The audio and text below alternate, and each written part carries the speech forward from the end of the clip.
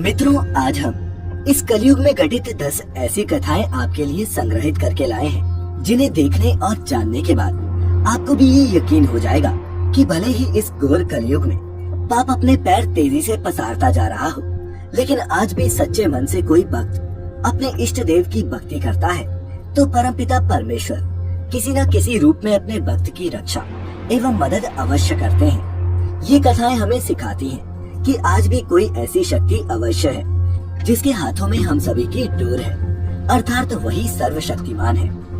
नमस्कार दर्शकों, कलयुग की कथाओं के अध्याय 1 से 10 के इस संग्रह में आपका हार्दिक स्वागत है।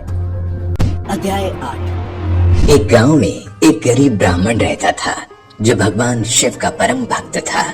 वो ब्राह्मण रोज जब तक ब्रह्म मुहूर्त में उठकर नित्य कर्मों से निवृत्त होकर भगवान शंकर की पूजा नहीं कर लेता था, तब तक उसे चैन नहीं पड़ता था। पूजा से जो कुछ भी दान दक्षिणा मिलती थी, उसी से वो ब्राह्मण अपना गुजारा करता था।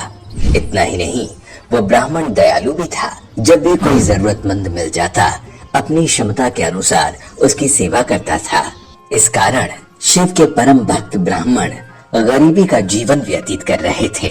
उधर ब्राह्मण की इस दानी प्रवृत्ति से उनकी पत्नी उससे चिढ़ती थी, किंतु उनकी भक्ति परायणता को देख उनसे अत्यधिक प्रेम भी करती थी, इसीलिए कभी भी उनका अपमान नहीं करती थी। साथ ही अपनी जरूरत का धन वो आस पड़ोस में काम करके जुटा लेती थी। मंदिर में दान दक्षिणा कम आने लगी, जिससे उस ब्राह्मण को आर्थिक तंगी का सामना करना पड़ा। घर की मूल आवश्यकताओं की पूर्ति नहीं होने के कारण ब्राह्मणी थोड़ी सी दुखी रहने लगी थी। इसी तरह दिन बीतने लगे। एक दिन महाशिवरात्रि का दिन आया। उस दिन भी ब्राह्मण हमेशा की तरह ब्रह्म मुहूर्त में उठकर नित्य कर्मों से निवृत्त होने के लिए नदी की ओर चल दिए। सौभाग्यवश उसी समय उस रास्ते से माता पार्वती और शिव जी कहीं जा रहे थे। तभी अचानक से माता पार्वती की नजर उस ब्राह्मण पर पड़ी। आज ब्राह्मण महाशिवरात्रि को लेकर उतने उत्साहित नहीं थे जितने कि अक्सर हुआ करते थे। उसकी उदासी देखकर पार्वती जी सब कुछ समझ गई और शिव जी से बोली, हे स्वामी, ये ब्राह्मण प्रतिदिन आपकी उपासना करता है, फिर भी आपको इसकी चिंता नहीं है। माता पार्वती की बात सुनकर शिव जी मुस्कुराए और बोले, देवी, अपने भक्तों की चिंता मैं नहीं करूंगा तो कौन करेगा।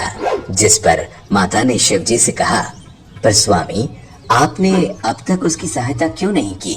ये सुन भगवान शिव ने कहा, देवी, आप निश्चिंत रहिए। अब तक उसने जितने बिल्व पत्र शिवलिंग पर चढ़ाए हैं, वही बिल्व पत्र आज रात्रि में उसे धनवान बना देगा। इसके बाद पार्वती जी और शिव जी वहाँ से आगे बढ़ गए, किंतु संयोग से उसी समय उस राह से एक व्यापारी गुजर रहा था। उसने छुपकर शिव पार्वती की सारी बातें सुन ली। उसके बाद उसने सोचा कि अगर बिल्व पत्र से ब्राह्मण धनवान हो सकता है तो फिर मैं क्यों नहीं। यही सोच वो ब्राह्मण के घर पहुंच गया और ब्राह्मण से बोला, पंडित जी, आपने अब तक जितने भी बिल्व पत्र पूजन में चढ़ाए हैं वो सब मुझे दे दीजिए। बदले में मैं आपको 100 स्वर्ण मुद्राएं दूंगा। व्यापारी की बात सुनकर ब्राह्मण ने अपनी पत्नी से पूछा तो वो बोली, पुण्य का दान ठीक तो नहीं, किंतु दे दीजिए, हमें धन जरूरत है। पत्नी के कहने पे ब्राह्मण ने सारे बिलपत्र बोरे में भरकर सेठ जी को दे दिए। जिसके बाद बिलपत्रों का बोरा लेकर सेठ जी मंदिर पहुँचे और शिवलिंग पर चढ़ाकर वहीं बैठ गया और धनपति बनने का इंतजार करने लगा। इंतजार करते करते सेठ जी को आधी रात हो गई। सेठ जी चमत्कार देखने के लिए बहुत उतावले हो रहे थे। आखिर तीसरा पहर गुजरने के बाद सेठ जी के सब्र का बांध टूट गया और क्रोध में आकर सेठ जी शिवलिंग को झकझोरने लगे। तब एक चमत्कार हुआ। सेठ जी के हाथ शिवलिंग से ही चिपक गए। उन्होंने बहुत प्रयास किया, किंतु हाथ हिले तक नहीं। थक हार कर सेठ जी शिव जी से क्षमा याचना करने लगे। तब भगवान शिव ने सेठ से कहा, लोभी सेठ, जिस ब्राह्मण से तूने ये बिल पत्र खरीदे हैं उसे 1000 स्वर्ण मुद्राएं जाकर दे आओ, तभी तेरे हाथ खुलेंगे। प्रातः काल जब ब्राह्मण पूजन के लिए आए तो देखा कि सेठ का हाथ शिवलिंग से चिपका हुआ है और वो रो रहा है। उन्होंने पूछा तो सेठ बोला, पंडित जी, शीघ्रता से मेरे बेटे को 1000 स्वर्ण मुद्राएं लेकर मंदिर आने को कहिए। ब्राह्मण ने सेठ के बेटे को बुलाया और सेठ ने वो स्वर्ण मुद्राएं ब्राह्मण को दे दिया, जिसके बाद वो मुक्त हो गया। अब पार्वती जी शिव जी से पूछती है, हे नाथ, आपने अब तक अपने भक्त को कोई धन नहीं दिया। शिव जी बोले, देवी, मेरे पास कहाँ धन है जो मैं दूंगा, किंतु मेरा भक्त अब गरीब नहीं है।